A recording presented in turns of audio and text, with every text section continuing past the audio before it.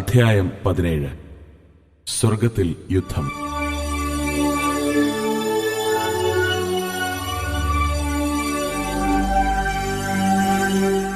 യേശു എന്നോട് പറഞ്ഞു, ഞാൻ സത്യമായി നിന്നോട് പറയുന്നു, ദുർമന്ത്രവാദികൾ, വിഗ്രഹാരാധികൾ, അനുസരണം കെട്ടവർ, അവിശ്വാസികൾ, മദ്യപാനികൾ, ദുർനടപ്പുകാർ എന്നിവരുടെ ആത്മാക്കളാണ് ഈ സ്ഥലത്തുള്ളത്. വരിക, ഞാൻ നിനക്ക് മറഞ്ഞിരിക്കുന്ന ചില അത്ഭുതങ്ങൾ വെളിപ്പെടുത്തിത്തരാം. ദുഷ്ടാത്മാക്കൾക്കെതിരെ എങ്ങനെ പ്രാർത്ഥിക്കണമെന്ന് ഞാൻ നിനക്ക് വെളിപ്പെടുത്തിത്തരാം. നരകത്തിന്റെ ഹൃദയഭാഗത്തിന്റെ വേറൊരു വശത്തേക്ക് കർത്താവ് എന്നെ കൂട്ടിക്കൊണ്ടുപോയി. യേശു എന്നോട് പറഞ്ഞത്, നാം നരകത്തിന്റെ വാഭാഗത്താണ് പോകുന്നത്. അവിടം ഏറ്റവും വിശാലമായിരിക്കുന്നുവെന്ന് വെളിപ്പെടുത്തുവാൻ ഞാൻ ആഗ്രഹിക്കുന്നു. യേശു അവിടെ നിന്നിട്ട് എന്നോട് പറഞ്ഞു, ഇത് കാണുകയും വിശ്വസിക്കുകയും ചെയ്യുക. ഞാൻ അവിടെ ഒരു ദർശനം കണ്ടു. ആ ദർശനത്തിൽ ഞാനും കർത്താവും ഭൂമിയിൽ നിന്നും വളരെ ഉയരത്തിൽ നിന്ന് വിദൂരതയിലേക്ക് നോക്കിക്കൊണ്ടിരുന്നു. ഞാൻ ഭൂമിക്ക് മീതെ ഒരു ആത്മീക പ്രകാശവലയം കണ്ടു. ഈ പ്രകാശവലയം മാനുഷിക ദൃഷ്ടിക്ക് അഗോചരമായിരുന്നു. എന്നാൽ കർത്താവിന്റെ ആത്മാവിലാണ് എനിക്ക് അത് കാണാൻ കഴിഞ്ഞത്. അത് സ്വർഗലോകങ്ങളിലെ ദുഷ്ടാത്മസേനകളോടുള്ള പോരാട്ടമാണെന്ന് എനിക്ക് വെളിപ്പെട്ടു. ഞാനത് കണ്ടുകൊണ്ടിരിക്കെ പല വ്യൂഹങ്ങൾ ഉണ്ടെന്ന് യഥാർത്ഥമായി എനിക്ക് ബോധ്യമായി. ആദ്യത്തെ വ്യൂഹത്തിൽ പലതരത്തിലുള്ള ദുഷ്ടാത്മാക്കൾ ഉണ്ടായിരുന്നു. ഈ ദുഷ്ടാത്മാക്കൾ ദുർമന്ത്രവാദികളുടെ രൂപം ധരിച്ച് സ്വർലോകത്തിൽ പറന്നു നടന്ന് ആത്മീക നാശങ്ങൾ വരുത്തിക്കൊണ്ടിരുന്നു. അപ്പോൾ കർത്താവിന്റെ ശബ്ദം ഞാൻ കേട്ടു, ഞാൻ എന്റെ നാമത്തിൽ എന്റെ കുഞ്ഞുങ്ങൾക്ക് ഈ ദുഷ്ടാത്മാക്കളുടെ മേൽ ശക്തിയും ബലവും നൽകുന്നു. പ്രാർത്ഥിക്കേണ്ടത് എങ്ങനെയെന്ന് ശ്രദ്ധിച്ചു പഠിക്കുക. വേറൊരു വ്യൂഹത്തിൽ നിന്ന് വികൃതമായ ഒരു രൂപം പൊങ്ങിവന്ന് ലോകത്തിന് പല നാശങ്ങളും വരുത്തിക്കൊണ്ടിരുന്നു. ആ വികൃത രൂപത്തിന് ഒരു മാന്ത്രികന്റെ ശക്തി ഉണ്ടായിരുന്നു. അത് തിരിയുകയും ചിരിക്കുകയും മറ്റും ചെയ്യുമായിരുന്നു. അവൻ മന്ത്രം ഉച്ചരിച്ച് പല ആത്മാക്കളെയും അവനോട് അടുപ്പിച്ചു. സാത്താനും അവന് കൂടുതൽ ശക്തി നൽകി. അപ്പോൾ യേശു എന്നോട് പറഞ്ഞു, നോക്ക്, നിങ്ങൾ പ്രാർത്ഥനയാൽ ഭൂമിയിൽ കെട്ടുന്ന ഏത് കാര്യവും ഞാൻ സ്വർഗത്തിൽ കെട്ടിയിരിക്കുന്നു.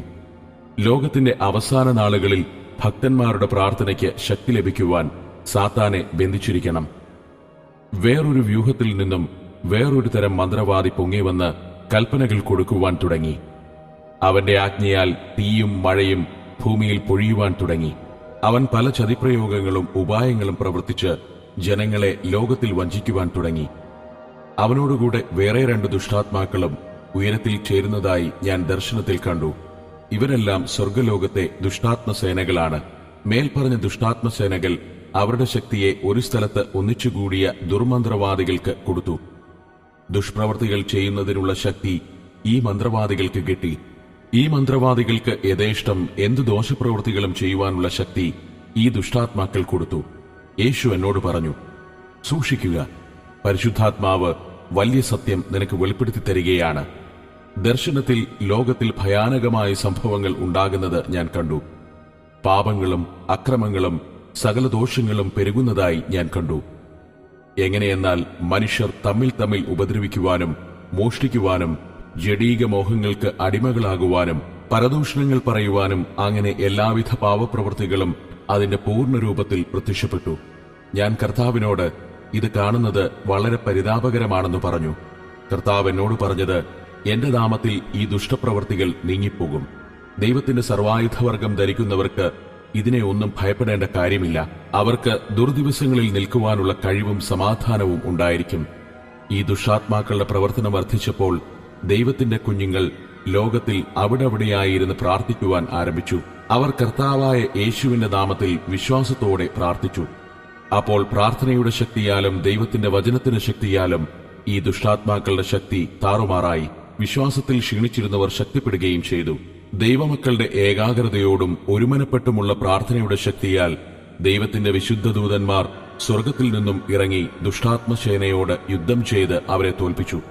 ഞാൻ നോക്കുമ്പോൾ പല നിരകളായി ഓരോ നിരയിലും 600 വീതം അനേക നിരകളായി ദൂതന്മാർ ഇറങ്ങി വരുന്നതായി കണ്ടു. അനേകരുടെ വിശ്വാസത്തിനനുസരിച്ച് കൂടുതൽ ദൂതന്മാർ മുന്നോട്ട് പോയിക്കൊണ്ടിരുന്നു. ദൈവത്തിന്റെ ശക്തി മഹത്വമേറിയതായിരുന്നു. അവൻ കൽപ്പന കൊടുത്തുകൊണ്ടിരുന്നു. ദൈവം തന്റെ ഭക്തന്മാർക്കും ദൂതന്മാർക്കും സാത്താന്റെ ശക്തി നശിപ്പിക്കുന്നതിനു വേണ്ട ശക്തിയും ബലവും നൽകിക്കൊണ്ടിരുന്നു. ഈ വാഴ്ചകളോടും അധികാരങ്ങളോടും സ്വർലോകസേനകൾ യുദ്ധം ചെയ്തുകൊണ്ടിരുന്നു. ദൈവത്തിന്റെ കുഞ്ഞുങ്ങൾ ഏകാഗ്രതയോടും വിശ്വാസത്തോടും കൂടി പ്രാർത്ഥിച്ചുകൊണ്ടിരുന്നപ്പോൾ ദുഷ്ടാത്മശക്തികൾ തോൽപ്പിക്കപ്പെട്ടുകൊണ്ടിരുന്നു. എന്നാൽ എപ്പോൾ അവരിൽ വിശ്വാസത്തിന് കുറവ് തട്ടിയോ അപ്പോൾ ദുഷ്ടാത്മസേനകൾ ശക്തിപ്പെടുവാൻ തുടങ്ങി.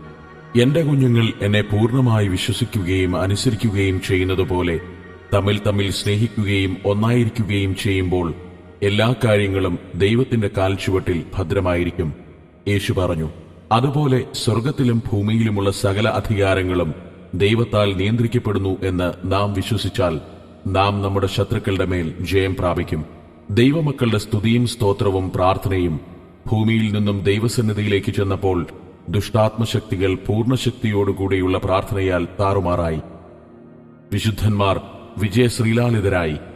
ദൈവദൂതന്മാർ ദുഷ്ടശക്തികളോട് പോരിടുന്നതിനാൽ വിശുദ്ധന്മാർ പ്രാർത്ഥനയാൽ വിടുവിക്കപ്പെടുന്നു. അപ്പോൾ ദൈവത്തെ കൂടുതൽ സ്തുതിക്കുകയും കൂടുതൽ വിജയം ലഭിക്കുകയും ചെയ്യുന്നു.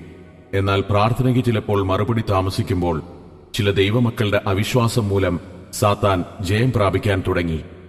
അപ്പോൾ ഒരു ദൂതൻ വലിയ ശബ്ദത്തിൽ, ദൈവമേ, ദൈവമക്കളുടെ വിശ്വാസം തണുത്തു തുടങ്ങി. അവരെ സാത്താന്റെ പിടിയിൽ നിന്നും വിടുവിക്കണമെങ്കിൽ അവർക്ക് ദൈവത്തിലുള്ള പൂർണ്ണ വിശ്വാസം വേണം. അതിനാൽ ദൈവമേ, അവരുടെ രക്ഷയ്ക്ക് വേണ്ടി അവരുടെ മേൽ കരുണ ചൊരിയണമേ എന്ന് നിലവിളിക്കുന്നത് കേട്ടു. വിശ്വാസം കൂടാതെ ദൈവത്തെ പ്രസാദിപ്പിക്കുവാൻ ആർക്കും കഴിയുകയില്ല എന്ന് ദൈവിക സിംഹാസനത്തിൽ നിന്ന് അതിന് മറുപടി ലഭിച്ചു. ദൈവം വിശ്വസ്തനും നീതിമാനുമാണ്. തന്നിൽ ആശ്രയിക്കുന്നവരെ അവൻ നിലനിർത്തും. വീണ്ടും ദർശനത്തിൽ ഞാൻ കണ്ടത് എന്തെന്നാൽ ദൈവത്തിന്റെ ആത്മാവ് ശക്തിയോടെ എല്ലാവരുടെയും മേൽ പകരപ്പെടുകയും അവർ ദൈവവചനത്തിൽ വിശ്വസിക്കുകയും ദൈവം അവരെ സ്നേഹിക്കുകയും അവർക്ക് വേണ്ടി കരുതുകയും ചെയ്യുന്നു എന്ന് വിശ്വസിക്കുകയും ചെയ്തു. ദൈവം അവരെ എല്ലാ കഷ്ടതകളിൽ നിന്നും വിടുവിച്ചു. ദൈവവചനം എല്ലായിടത്തും പ്രസ്താവിക്കപ്പെട്ടു. വിശ്വസിക്കുന്നവർക്ക് എല്ലാ കാര്യവും ലഭിക്കുമെന്ന് ദൈവം അരുളിച്ചെയ്തു. തന്റെ വാക്കുകളെ ദൈവം ശ്രദ്ധിച്ച് അതുപോലെ നടത്തും.